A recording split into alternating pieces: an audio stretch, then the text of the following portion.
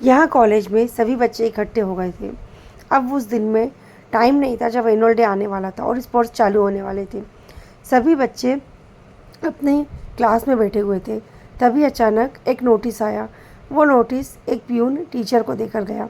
Teacher ने वो notice पढ़कर सभी बच्चों को सुनाया, बच्चों, हमें जिस दिन का इंतज़ार था वो दिन आ गया है। हमारा एनुअल डे बहुत ही करीब आ गया है और मुझे आशा है कि आप सभी लोग बहुत अच्छे से उसकी तैयारी कर रहे होंगे। हमारे एनुअल डे का फर्स्ट पार्ट कल होगा, यानी कि कल बॉयज़ और गर्ल्स में एक बहुत ही अच्छे स्पोर्ट्स का कंपटीशन होगा। आई होप आप सभी लोग इसके लिए रेडी होंगे और यदि कोई प्रॉब्लम हो तो आप हमसे पूछ सकते हैं और इसके अच्छे से तैयारी कीजिए। और हाँ, एक बात और, डेली एक एक खेल होंगे और उन सभी खेलों के पॉइंट्स आपस में जोड़े जाएंगे और उसके बाद ही लास्ट दिन यानी एनुअल डे वाले दिन विनर का अनाउंसमेंट किया जाएगा। तो आप सभी को इसके लिए ऑल द बेस्ट। और हाँ, एनुअल डे के दिन आपको कोई भी कल्चरल एक्टिविटी करना है, आप उसमें चाहे तो कोई डांस कर सकते हैं, कोई सॉन्ग या फिर कोई एक्ट, कुछ भी आप उसमें कर सकते हैं। तो आप उसकी भी तैयारी कर सकते हैं और उसके लिए आपको यदि हम लोगों की कोई भी हेल्प लगे तो आप बता सकते हैं। यह आवाज़ सुनकर लड़कियों और लड़कों में एक अलग ही उत्साह था। सभी बहुत खुश थे, सभी इस चीज़ को एंजॉय करना चाहते थे। पर यहाँ अतुल के मन में कुछ और ही चल रहा था। अतुल को सिर्फ इस चीज़ को एंजॉय नहीं करना था, उसे इस रेस को जीतना था। उसके लिए ये बहुत बड़ी बात थी। वाणी बहुत ज़्यादा खुश थी।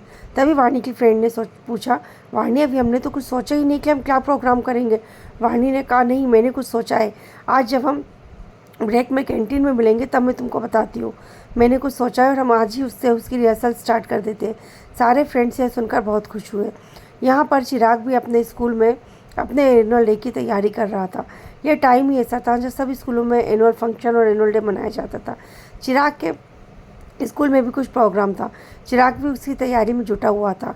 शिल्पा भी यहाँ घर के कामों में लगी हुई थी और इसी चीज़ की चिंता में थी कि आखिर उसकी वाणी के साथ सब कुछ ठीक होगा ना।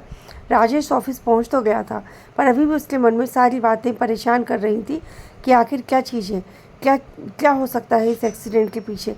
यह सब बातें उसे परेशान कर रही थी।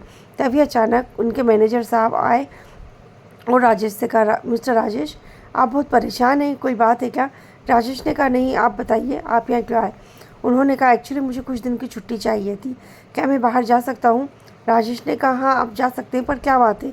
उन्होंने कहा, एक्चुअली में मेरी ससुराल में कोई प्रोग्राम है, उसके लिए मुझे रामपुर जाना है। रामपुर, ये नाम सुनते से ही राजेश एकदम से परेशान हो गया। मैनेजर साहब ने कहा, क्या हुआ, आप परेशान हैं? राजेश ने कहा, ठीक है, आप रामपुर जा रहे हैं तो क्या आप मेरा एक काम करेंगे? मैं आपको एक लोकेशन दूंगा। उस लोकेशन पर एक नीम का पेड़ है। जब आप वहाँ जाएं तो प्लीज़ आप मुझे वहाँ जाकर कॉल करें। मैं कुछ पूछना चाहता हूँ, कुछ इंक्वायरी करना है मुझे। उन्होंने कहा, ठीक है, मुझे जैसे ही टाइम मिलेगा मैं वहाँ जाऊँगा और आपको कॉल करूँगा। राजेश ने कहा, ओके। यह कहकर मैनेजर वहाँ से चला गया। राजेश किसी चिंता में डूबा हुआ था। राजेश ने सोचा कि उस पेड़ के बारे में क्या गुत्थी है, उस पेड़ की गुत्थी को सुलझाना पड़ेगा। जिस तरह से शिल्पा ने बताया कि वाणी ने बहुत सारी ड्राइंग उस पेड़ के बारे में बनाई है, यहाँ तक कि उसने उस पेड़ को देखा भी नहीं था, तब से वो ड्राइंग बनाती जा रही है और अभी तक वो उसकी ड्राइंग बना रही है। क्यों उस पेड़ की तस्वीरें फ़ोन में नहीं आती हैं? क्या प्रॉब्लम है? क्या चीज़ है उस पेड़ के पीछे? उस पेड़ के पास क्यों एक्सीडेंट होते हैं? और अगर एक्सीडेंट होते ही हैं तो जब उन लोगों का एक्सीडेंट हुआ तो किसी को कोई चोट नहीं आई, बल्कि वाणी की आवाज़ आ गई। तो क्या चीज़ है इस पेड़ के पीछे? उस पेड़ की गुत्थी को अब सुलझाना राजेश के लिए बहुत ज़रूरी हो गया था। अब राजेश चुप नहीं बैठने वाला था। क्या है इस नीम की पेड़ की गुत्थी? यह जानने के लिए सुनते रहिए हमारी कहानी का आगे का भाग, नीम का पेड़। Thank you.